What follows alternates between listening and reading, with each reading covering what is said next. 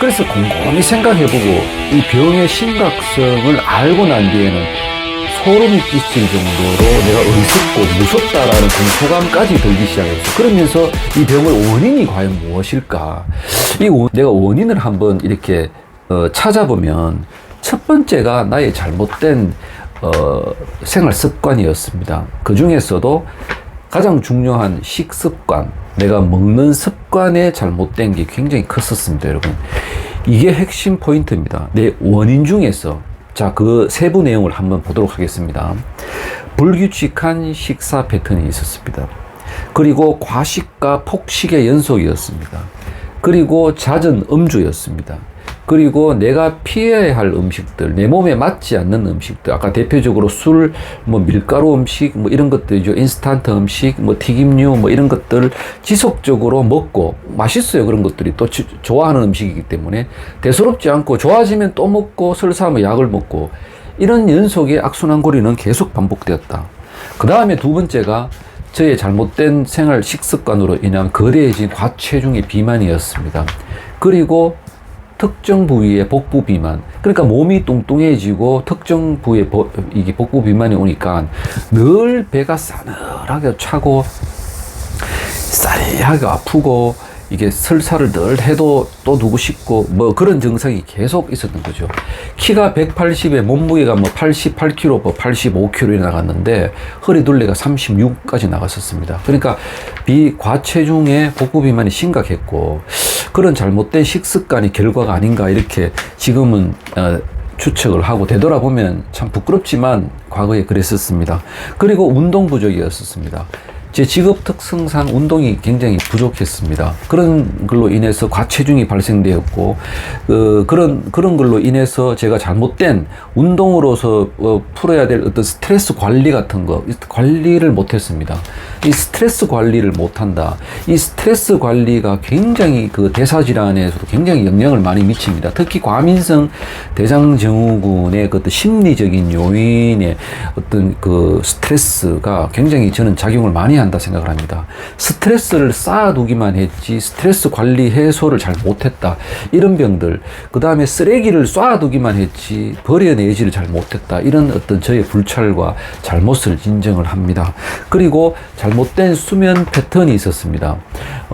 수면이란 것은 우리가 그 회복의 의미를 말합니다. 특히 그 대사질환을 앓고 저처럼 이 과민성 대장증후를 앓고 계시는 분들은 이 수면의 패턴의 질이 굉장히 영향을 많이 미칩니다. 특히 고혈압 같은 경우에는 잠을 자고 안 자고의 혈압이 당장 차이가 날 정도로 어떤 영향을 많이 미치지 않느냐 이렇게 생각을 합니다.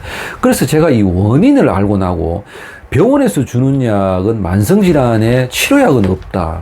그러면 내가 음식을 이렇게 먹고도 계속 설사를 할 것인가? 병은 점점점 깊어지고 나중에 이 만성질환 과민성 대장증후군으로 인해서 삶의 질이 떨어지고 고통을 동반하는데 이걸 한번 고쳐봐야 되겠다. 원인이 분석이 끝나면 어떻게 내가 고칠까에 대해서 한 행동이 첫 번째 과체중을 표준체중으로 바꾸라를 실천했습니다. 체중을 정말 줄이기 위해서는 정말 피나는 노력을 했습니다. 88kg, 85kg 나가던 제 과체중이 한 1년 채 안 돼가지고 한 6개월 정도 조금 더 이상 노력하니까 72kg까지 감량 성공을 했습니다. 그걸 하기 위해서는 단순히 그냥 운동만 해서도 안 될 것이고 식이요법을 같이 했습니다. 그 내용 중에 한번 여러분들 한번 들어봐 주시길 바랍니다. 첫 번째 두 번째 식이요법이 되죠. 단당류와 설탕을 극히 제한했습니다. 이거는 제가 고혈압도 있고 당뇨 전 단계라서 단당류를 극히 제한할 수밖에 없었던 환경이고 체중을 빼기 위해서는 당류를 극히 제한했습니다. 주스류 이런 거 먹으면 절대 안 됩니다. 콜라 이런 거 다 끊었습니다. 완전히 매정하다시피 할 정도로 끊었고요. 그 다음에 탄수화물을 백미에서 약간 잡곡을 넣는 것을 거진 통밀 현미 잡곡으로 완전히 바꾸었습니다. 이게 상당히 큰 역할을 했고 탄수화물의 섭취량을 한 끼 식사 내에 20% 이내로 절제를 했습니다.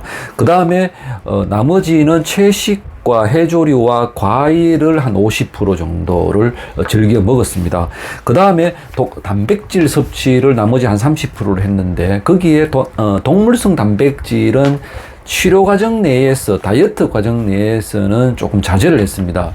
저탄고지 하시는 분들은 오히려 육식을 권장하시는 분들도 계시고, 또 단백질, 육식 단백질로 인해 가지고 뭐 하시는 분들도 많지만, 저는 그 고혈압 약을 먹고 있는, 고혈압적인 또 만성 질환을 앓고 있는 부분도 있고 했기 때문에, 단백질 부분에서는 동물성 단백질을 절제를 하고, 그 대신 식물성 단백질을 많이 먹었습니다. 특히 대표적으로 두부를 많이 섭취를 했고, 지금 같은 경우에는 만성질환을 거진 다 극복을 하고 관리가 잘 되고 있는 상태이기 때문에 육식을 어느 정도 자유롭게 소량 섭취를 하고 있습니다. 그 부분은 또 다음 기회에 또 제가 한번 말씀을 드리도록 하겠습니다.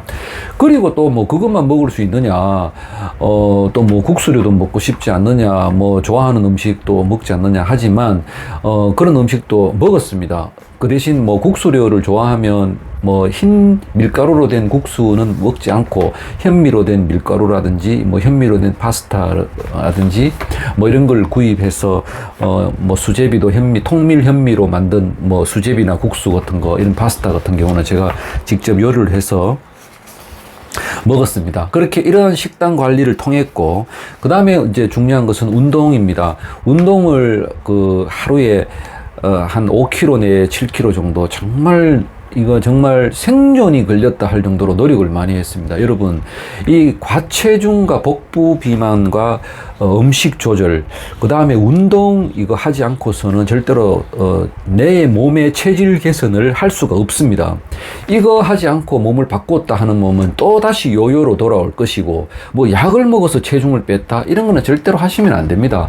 제가 볼 때는. 그렇게 해서 운동은 정말 비가 오나 눈이 오나 한 2년 정도 쉬지 않고, 지금도 하루에 한 달에 한 200km 전후로 꾸준히 걷고 뛰고 달리고를 관리합니다. 그래서 칼로리를 이렇게 관리하면서 내가 먹는 양에 대해서 꾸준하게, 지금은 많이 먹어도 살도 찌지도 않습니다. 그래서 적정 체중에 와 있고 그런 걸 이제 하고 있는 단계지요. 그 다음에 또 중요한 것은 공복 시간을 상당히 길게 가져갔습니다. 저녁 식사를 빨리 끝냈습니다. 7시, 최소한 늦어도 8시 전에는 식사를 다 마칩니다. 그리고 공복 시간을 그 다음날 한 12시간 내지 최소한 11시간 정도는 공복 시간 상태 내에서 수면을 취하고, 공복 시간 상태 내에서 수면을 취하고 잠을 자고 아침에 식사를 하게 됩니다. 자, 그런 그 내용들은 상당히 또 디테일하게 해야 될 내용도 많습니다. 식습관 개선의 식이요법에 대해서 아침은 또 무엇을 어떻게 먹었냐, 그는 다음에 기회가 오면 다음 영상에 한 번 더 상세하게 말씀을 드리도록 하겠고, 마지막으로 또 그 치료의 가장 중요한 핵심 포인트라고 말씀드릴 수 있는 것은, 제가 그 운동과 모든 식이요법과 체중 감량을 통하면서 같이 먹었는 물질이 있습니다. 자, 이것을 소개를 해드리겠습니다. 첫 번째, 비타민 C를 복용했습니다. 제가 비타민 C를 복용을 한 것은 지금 현재로 한 1년이 지금 이제 넘어가는 시점에, 처음에 이 체질 개선을 통해서 바뀌는 몸에 비타민을 어떤 물질을 넣어줬을 경우에 내가 몸이 좋아질까를 검색하고 찾아 들어가는 순간 비타민 C를 알게 되면서, 비타민 C가 위장병에 좋고 대장질환의 환경을 개선한다라는 것을 보고 제가 먹기 시작을 했습니다. 처음에는 한 6g 정도부터 먹기 시작을 했는데, 야, 이 물질은 정말 제가 평생을 먹어야 되겠다라는 생각도 지금도 확신이 들고, 어쩜 더 먹어야 될 수도 있다 정도로 제 몸을 바꾸어 놓았는데 1등 공신을 했다. 저는 이렇게 확신을 합니다. 이것 때문에 어떻게 말하면 내가 노력했는 운동요법과 과체중과의 극복, 그 다음에 음식 식생활 습관의 개선과 맞물려 가지고 이 비타민 C를 먹고 하면서 몸이 너무나 좋아졌다. 특히 대장질환과 위장질환이 모두 지금 개선되는데 결정적인 역할을 했다라고 저는 말씀드리고 싶습니다. 그리고 비타민과 같이 먹었는 게 MSM을 복용을 하고 있습니다. MSM을 복용하는 순간 어떤 그 대장성 질환이라든지 위장 장애가 훨씬 더 가벼워지고 개선되는 것을 정말 몸소 체험을 했습니다. 여러분, 이거 정말 한번 해보지 않으신 분들, 비타민C와 MSM, 이거 꼭 한번 드셔보시길 바랍니다. 어느 약도 위장 장애와 대장 질환을 완치하는 약은 없습니다. 그러나 이거는 약이 아닙니다, 여러분. 비타민C와 MSM은 우리 하나의 물질로서 우리 몸에 필요한 비타민 물질, 이게 비타민이 위장장애와 대장질환을 개선시킨다는 놀라운 경험을 하면서부터 복용량을 늘릴 수밖에 없었고, 다양한 횟수의 패턴을 또 제가 실험을 할 수밖에 없었는데, 지금은 잠자기 전까지의 하루에 4회 복용으로 18g에서 20g 정도로 비타민C를 먹고 있는데, 놀라울 정도로 개선되고 몸이 좋아지는 것을 체험을 하고 있습니다. 그 다음에 마지막으로 먹게 된 것이 이제 콜라겐입니다. 이 콜라겐만 먹었을 경우에는 몸에 흡수라든지 합성률이 떨어지는데, 비타민과 MSM을 같이 먹었을 경우에는 상당히 놀라운 효과로 좋아지는 것을 느낄 수가 있었습니다. 그래서 저는 앞서 치료를 하는 데 있어서 운동과 식이요법과 체중 조절, 그런 걸 통해서 몸의 환경을 개선하면서부터 배가 따뜻해지면서 설사가 먹기 시작을 했고, 그 다음에 변의 환경이 좋아지면서부터 규칙적으로 변을 보고, 그 다음에 변의 환경이 색깔이 바뀌고 단단하면서 긴 어떤 이런 똥을 눈 지 한 20년 정도가 넘은 것 같아요. 그런 변을 보는 게. 그래서 이 병은 이 간단한 이 네다섯 가지의 어떤 것을 고쳐줌으로 인해 가지고, 바꾸어줌으로 인해 가지고 내 몸이 바뀌고 좋아지는 것을 이렇게 확신한다. 저는 이렇게 체험을 하고 있습니다. 하루하루 이렇게 다르게 몸이 바뀌어가는 것을 느낄 수가 있습니다. 또 중요한 거 한 가지는 불편한 과민성 대장 증후군을 고치기 위해서 시도한 것이, 지금에 와서는 고혈압과 당뇨 전 단계, 그 다음에 제가 앓고 있었던 전립선 비대증, 그 다음에 그 고지혈증, 이런 것들이 싹 다 고쳐졌습니다. 이게 정말 놀라운 경험을 하고 있습니다. 이게 전부 다 만성질환이죠. 만성질환이 여러분 뭡니까? 오랫동안 내 몸에 데미지를 받아왔던, 좋지 않았던 환경 속에서 내 몸이 공격받아오면서 이 병이 점점 진화되는 것들이죠. 이것들 대표적으로 만성질환이라고 하죠. 그러니까 하나가 고쳐지니까 연결고리가 풀리듯이 모든 질병이 깨끗하게 다 나아지고 관리가 잘 되고 있습니다. 지금은 혈압약 끊은 지도 건 한 10개월이 넘었고요. 당뇨 말할 것 없이 혈당이 정상 범위에 잘 들어와가 있습니다.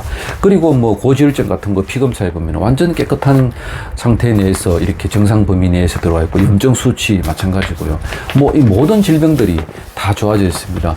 그래서 이런 것들을 보면 완성 질환을 앓고 계시는 분들은 한 가지의 질환이 고쳐지는 어떤 그런 단계, 이런 팩트를 정확하게 알게 되면 병은 분명히 고칠 수 있다. 저는 그렇게 생각을 합니다.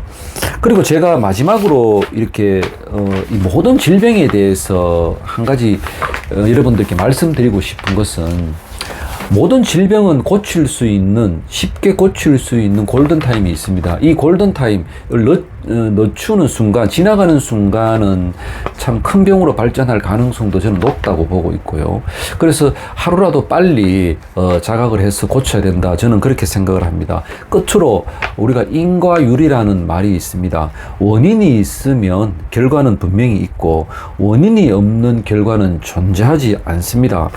병이 생기면 정상이 분명히 동반을 합니다. 어떤 병이든지 발병하는 이유와 원인이 분명히 존재합니다.